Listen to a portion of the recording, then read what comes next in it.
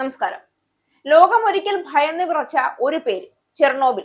കാലം മാറ്റാൻ ശ്രമിച്ച മുറിവുകൾ ഇന്നും ഭൂമിയുടെ നെഞ്ചിൽ പുകയുന്നിടത്ത് വീണ്ടും യുദ്ധത്തിന്റെ കരിമ്പടർപ്പുകൾ വീഴുകയാണ്.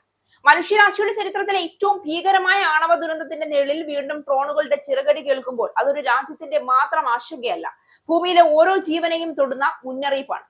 1986 ഏപ്രിൽ 26 അന്നത്തെ സോവിയറ്റ് യൂണിയനിലെ ചെർണോബിൽ ആണവ നിലയത്തിലുണ്ടായ സ്ഫോടനം മനുഷ്യചരിത്രത്തിലെ ഏറ്റവും വലിയ ആണവ ദുരന്തമായി രേഖപ്പെട്ടു.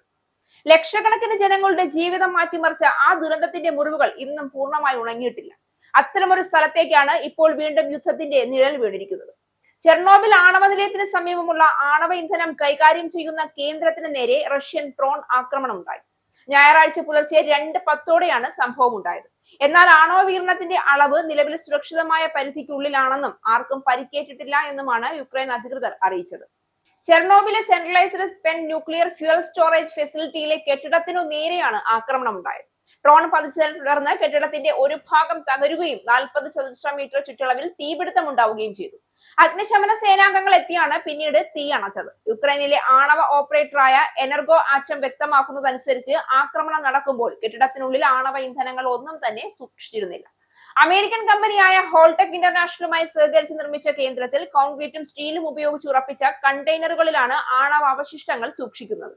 റഷ്യ രാജ്യാന്തര നിയമങ്ങളെയും ദശലക്ഷക്കണക്കിന് ആളുകളുടെ സുരക്ഷയും അവഗണിച്ച് ആണവ ഭീകര രാഷ്ട്രത്തെ പോലെയാണ് വീണ്ടും പെരുമാറുന്നതെന്ന് എനർഗോ ആറ്റം പ്രസ്താവനയിൽ കുറ്റപ്പെടുത്തി. റഷ്യൻ സൈന്യം യുക്രൈനിലെ ആണവ നിലയങ്ങളെ നിരന്തരം അപകടത്തിലാക്കുകയാണെന്നും ഈ ആണവ ബ്ലാക്ക് മെയിലിംഗ് ആസൂത്രിതവും അസ്വീകാര്യവുമാണെന്നും യുക്രൈൻ വിദേശകാര്യ മന്ത്രി ആൻഡ്രി സിബിഹ എക്സിൽ കുറിക്കുകയും ചെയ്തു.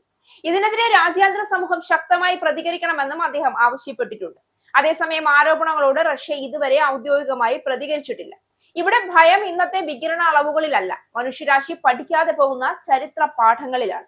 ചെർണോബിൽ സാങ്കേതിക പിഴവുകളും മനുഷ്യാശ്രദ്ധയും ചേർന്നപ്പോൾ ഭൂമിയെ എത്രത്തോളം അപകടത്തിലാക്കാം എന്നതിന്റെ ജീവനുള്ള ഉദാഹരണമായിരുന്നു ഇത്രയും കാലം കണ്ടത്. ആ ഓർമ്മകൾ മാഞ്ഞു പോകും മുൻപ് അതേ മേഖലയെ യുദ്ധഭൂമിയാക്കുന്നത് ലോകത്തെ വീണ്ടും അനിശ്ചിതത്വത്തിലേക്ക് തള്ളിവിടുകയാണ്. ഇത് ഒറ്റപ്പെട്ട ഒരു സംഭവമല്ല. കഴിഞ്ഞ വർഷങ്ങളിലും ചെർണോബിലെ സുരക്ഷാ കവചത്തിന് നേരെ ആക്രമണം ഉണ്ടായതായി റിപ്പോർട്ടുകൾ പുറത്തു വന്നിരുന്നു. അതിന്റെ സുരക്ഷാശേഷി തന്നെ ബാധിക്കപ്പെട്ടുവെന്ന് പിന്നീട് വിലയിരുത്തലുകൾ സൂചിപ്പിക്കുകയും ചെയ്തു. യുദ്ധങ്ങളിൽ വിജയികളും പരാജിതരും ഉണ്ടാകാം, പക്ഷെ ആണവ ദുരന്തങ്ങൾക്ക് വിജയികളില്ല.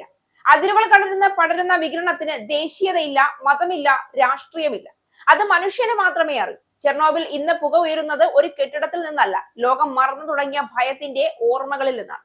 ഒരിക്കൽ മനുഷ്യരാശിയെ മുട്ടുകുത്തിച്ച ആ പ്രദേശം വീണ്ടും വാർത്തകളിൽ നിറയുമ്പോൾ കേൾക്കേണ്ട ചോദ്യം ഒന്ന് മാത്രം: യുദ്ധം ഭൂമിയുടെ ഭാവിയേക്കാൾ വലുതാണോ? ചെർണോബിൽ ഇന്നും നിശബ്ദമായി നിൽക്കുന്നു. എന്നാൽ ആ നിശബ്ദയ്ക്കുള്ളിൽ ലോകത്തോട് പറയാനുള്ള ഒരു മുന്നറിയിപ്പുണ്ട്. ആണവത്തിന്റെ വാതിൽക്കൽ യുദ്ധം എത്തുമ്പോൾ അപകടം ഒരു രാജ്യത്തിന്റേതല്ല, മനുഷ്യരാശിയുടേതാണ്.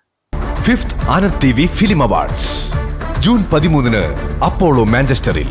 Four more details and tickets call 020-8548-4897.